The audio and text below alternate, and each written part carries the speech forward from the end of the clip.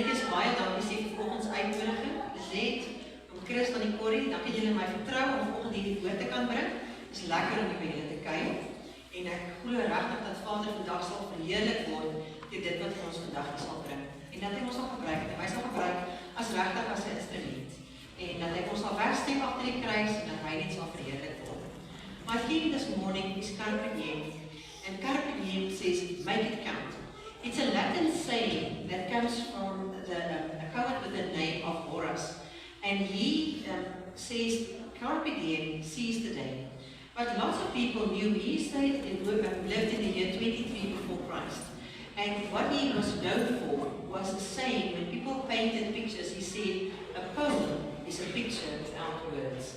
So that's just one of the things you would like interested to know about where the saying count the day comes from. But before I start this morning, I'd like to introduce you to my family. Julle almal weet al wie ek is, Fransie, my man se naam is Bian, en daar is ons tweeling, Daniel, dis die enetjie die donker haar tipe Fransie, Daniel en Samuel, hulle word oor 'n maand 7 en is baie trots daarop, dat hulle 7 word.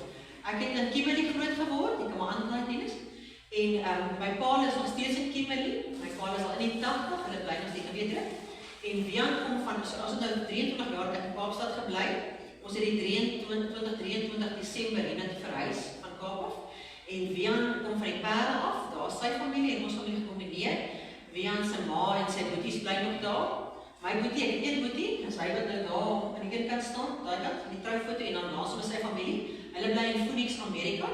So ons sien hulle maar min, as Lydia hier so, dit was voorreg om dit ek kon sien. Dit was baie lekker en Wian se boetie, as ek sê, hy sy boetie in Afrika gewerk, maar hy is nou terug. Hy is ook, ons albei boeties is vleenies. Die een is in Amerika en die een is in Afrika. So, lekkers. So dit was ons familie, net so 'n bietjie vir julle voor te stel. Kimberley is bekend, dit word opgesit daar vir die grootste mensgegroude handgegroude gat in Afrika. Het jy dit geweet? So dis nog was ons dorp, die mante, nee, dis waar ons vandaan kom. Wat ons belangrikste vanoggend vir my is, dat ons wêreld as gesin Jesus lief het. En ek dink dit is eintlik wat jy moet staan, is ons dien die Here. En al wat ons vandag geleer het, jy moet onthou van hierdie skyfie, is dat ons verlosser en zaligmaker is ons vir ons. En dit is hoe ons vandag kan staan. So mag vanoggend se woord regtig vir elkeen vir u volgens ons seën wees. We are going to use two scriptures, you can write in it. And if you want to look up the scriptures so long, it's 1 Kings 17 verse 1 to 9 and 1 Kings 18 verse 19 to 41. So I'm not going to read the scriptures, the whole scriptures this morning. So please go write it down and look it up tonight, and then you'll get the whole context of this morning's sermon. Because there's a lot of stuff that happened in 1 Kings 17 and 1 Kings 18. And we do not have enough time to go through everything. So please write it down and go read it later. I'm going to read us a small scripture just now. But before we start, I think it's always so good that when we come to a sermon, we've rushed in here. I know in our house, if the alarm goes off, it's not, it's like, get up, go, go, go. I know if any other house is like that, but in our house, it's, you have to eat, you have to get dressed, come on, come on, come on. And then you get here, it's like, and then your mind is all over and your body is still rushing to church. Is anyone like that here? Or is it just us? Anyone else? No, thank you. So before we can start the message, I need to quiet down and you need to quiet down. So I'm going to play us a song, and the first song we're going to play is I Love You, Lord. The songwriter is John Crowett, and it's a really nice song. It's a song that really tells us to calm down and make God first, because we love Him first. So just close your eyes, you can read the words if you want to. So let's just tap in this morning for the reading and the scripture and prepare our hearts. Thank you. When I wake and the world is quiet, you're the first thought on my mind. In the stillness, your mercy finds me. A love so strong, so kind. I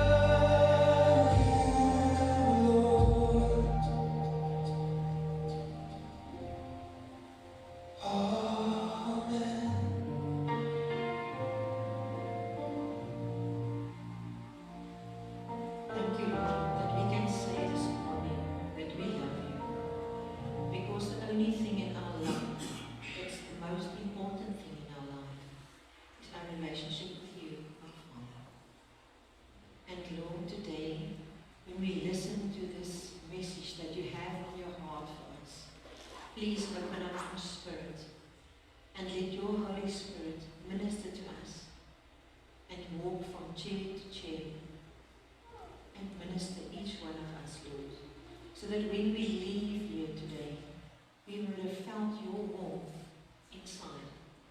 We would have heard your word, Lord. You have stirred up your spirit and you sent us out with your message. Because we cannot leave here today and not take anything with to go share. So I pray, Lord, this morning that you will drop a piece of your word and this message into everyone, small and old, heart, Lord. So that in this week to come and months to come and years to come, that what we have heard this morning from you, Abba, that we will go share and not leave it lying in this building, because then your word does not live, Lord. Please prepare our hearts. Use my lips, Lord, to give your heart and your voice through your spirit, that you will minister to us, Lord, and that you will be honored this morning, Lord. Thank you, Father. Amen. I'm going to read us 1 Kings 17, verse 1 to 9. And I'm going to read it through the Amplified. So I hope you can hear. If it's not loud enough, just show me my hand at the back. Chapter 17.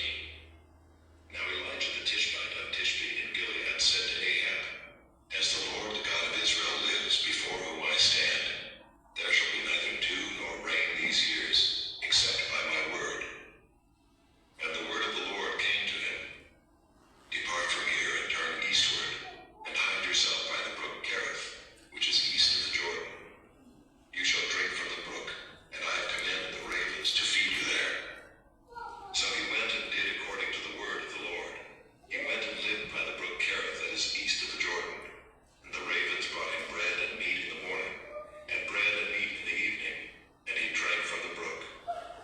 But after a while the brook dried up because there was no rain in the land.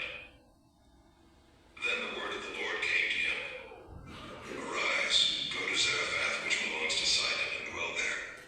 Behold, I have commanded a widow there to feed you. So he arose and went to Zarephath. That's verse 9. So when we link up with the word this morning, we see that this prophet, Elijah, was sent to one of the kings, King Ahab. And we see here that he goes and he warns Ahab, and he says to him, Ahab, it will not rain until the Lord says so. And Ahab was probably saying, yeah. Because they believed in different God. And we'll speak about that now. But then he warns him. He says, remember what I told you today. I'm telling you, it will not rain. So before we get into the scripture, let's quickly look at this king. Who was King Ahab?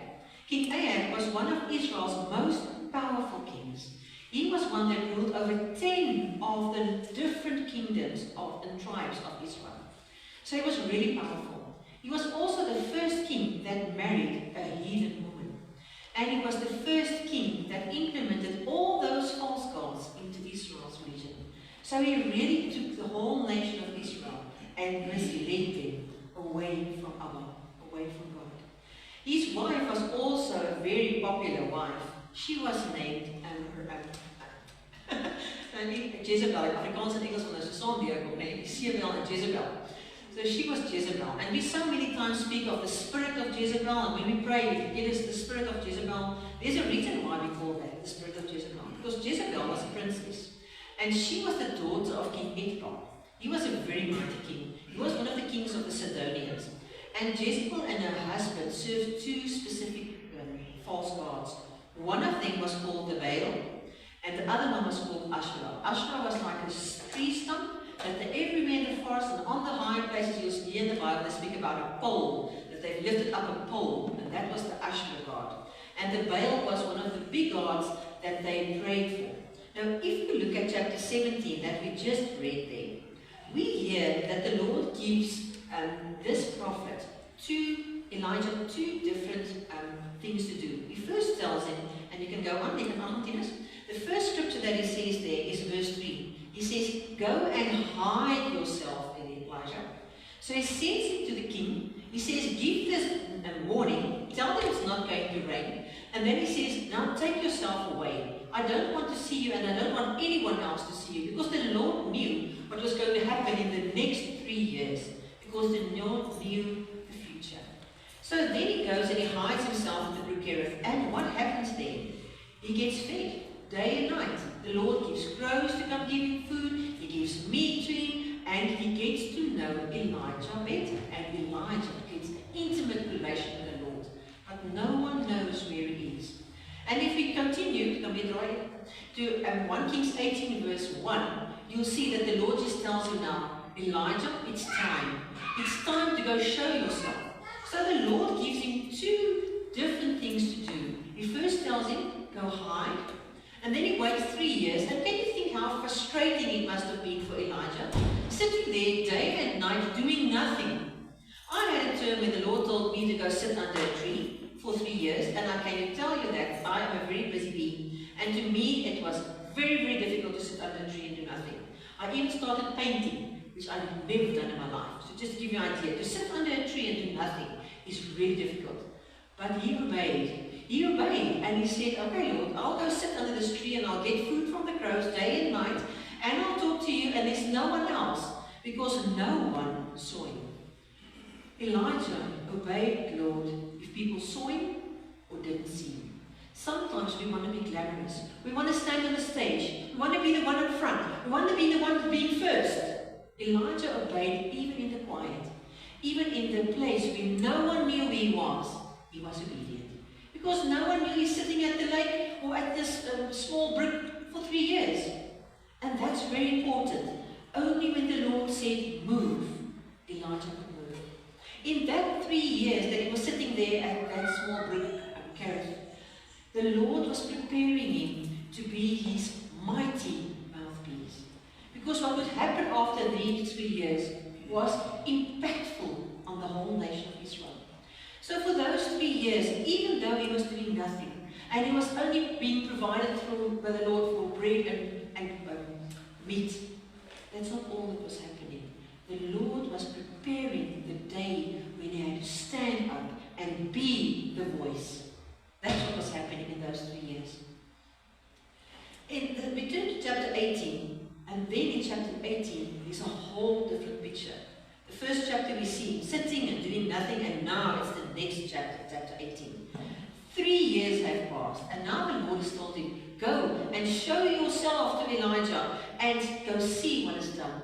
You know what has happened in these 3 years? All the prophets of the Lord has been killed. Not one has been killed. Elijah and his wife Jezebel killed them all. And that's why the Lord told Elijah to go hide himself. And you'll read in that scripture if you read tonight, it says, they could not find him. Because if he speaks to one of the workers that works for the king, they'll tell him, but we have searched all the towns and all the country, and we couldn't find you, Elijah. Because the Lord protected him and hid him away. Become a dry. So they were hunting Elijah, and now Elijah knew that they were hunting him, and now the Lord says, go and show yourself to the king. That must have been scary, don't you think so? He didn't know he's going to get there, if Elijah going to say, I'm here, Lord, and then Jezebel says, off with the head. He didn't know what's going to happen, but he was faithful, obedient, in the show and the no-show. So he went there and he said, King, I am here. Did I not tell you that it's not going to rain the last 3 years? And he said, Lord, you must protect me now. Because if he stood there, he must have been shivering and scared. But he was bold. And he stood up and he said, you know what, Lord? I'll go and I'll go see this king. And he came before Ahab and he said, Ahab, I want to challenge you. Invite the 450 other prophets. And invite all the 400 prophets from Asher. And go and invite the whole nation. And bring yourself as well to Mount Carmel. So he was so bold. But I think inside he was shivering. He was faithful. And he was obedient. Even though he was scared. You'll see on the slide I made a puzzle. Many times we feel frustrated because there's 3 years running and we haven't been used by the Lord. Or He hasn't given us a word. He hasn't sent us somewhere. He hasn't used us for something. He hasn't made us feel, wow, Lord, I'm doing something for you. sometimes in those 3 years or those time periods that we are being set apart, the Lord is equipping us. He's preparing you and me for the time that we need to be the mouthpiece. In that period that we've been set apart, there's another thing that's happening. The Lord is preparing the scene. He's preparing the place where He wants to use you. He's preparing the whole atmosphere. You must be patient and obedient, so His glory can shine through us. We also read that this 3 years of famine, the Bible says, it was extreme. It was a severe famine. Any of you farmers here? Anyone has been a farmer? I come from a farm community, Kimberley, and when it's drought, it's terrible. You see how the animals die of thirst and hunger. You see them lying there, you can't do anything. Because if there's no rain, there's no food, there's no water. So I must be honest that those 3 years must have been terrible. That drought must have been really severe for the people. But we also see that the Lord has a plan with that 3 years. Because what happens when you don't have any food, when you don't have any water, when you can't feed your cattle or your sheep or your people? You get desperate. Is that true? You get desperate because enough devastation of losing everything and deprivation from food and water makes you desperate. And a desperate person is willing to listen. If you get to someone that's really on their knees and they're at the place where they say, I cannot take this anymore, they are ready to hear. So the Lord had to go through this nation and get them onto their knees so they can be really desperate and willing to hear. If I read 1 Kings 18, come and write, 1 Kings 18 verse 21, we see Elijah challenging the nation. He's now standing on Mount Carmel and he's saying to all these people that's standing there, the whole nation, can you think how many people that must have been? 10 tribes of people standing there.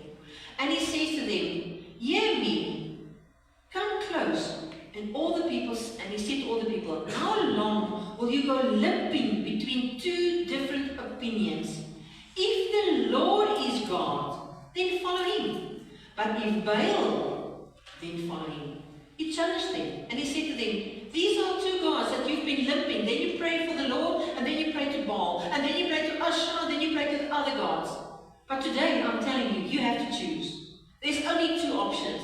It's Baal, Satan, evil, or it's God. And today we still have only two choices. There isn't 800 choices anymore. There's only two choices in life. It's either God or it's something else. And the only reason that the Lord gives us choice is because He's a loving God. He's not going to force you into heaven. He's going to press on you and He's going to make it difficult for you, but He's not going to push you into heaven. And that's what we see Elijah doing here. He's telling the nation, today you have to make up your mind. Today you have to choose. This cannot continue. Otherwise the drought will continue. The deprivation was so much that those people there standing would have known that they cannot continue for another 3 years. But then he turns and he says to the Baal prophets, I'm going to challenge you as well. I want you to put your money where your mouth is. You blah, blah, blah, and you worship and you go on. I want you to put your money today where your mouth is. And you can turn, Tinas. In 1 Kings 18 verse 24, we read, and you call upon the, he's talking to the Baal now, and you call upon the name of your God, and I will call upon the name of my Lord, and the God who answers by fire, He is God. And all the people answered, it is well spoken. So everyone agreed. They said yes, they believe in Baal. And you know, if you go read tonight, you'll see that he gave them 2 bulls. He took a bull and he gave them a bull. And it started the morning. And he said to them, you take this bull and you chop it up and you put it there on the altar, and then you call to Baal. And you tell Baal, come and get fire onto this one. And you'll see there's a video that I showed the kids. The Baal people were singing, and you read there, they were singing from the morning till the evening, and he was mocking them. He kept on telling them, maybe he's gone to the toilet, it's written in the Bible. Maybe he's gone to the toilet. Maybe he's on vacation. Maybe he's sleeping. Call louder. He encouraged them.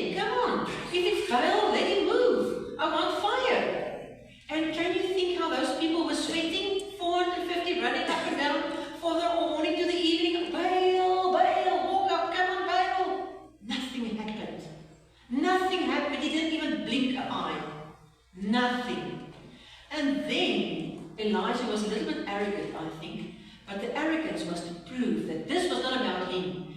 This was about the only true God. He chopped up and then he put all the meat on there, and then he said to people, you know what, I think we need some water. And everyone was thinking, water?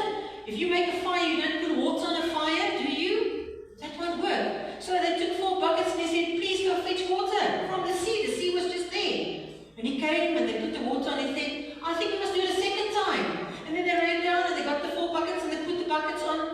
And then everyone was thinking, he's mad. How can you light a fire with water? And he said, I think we must do it a third time.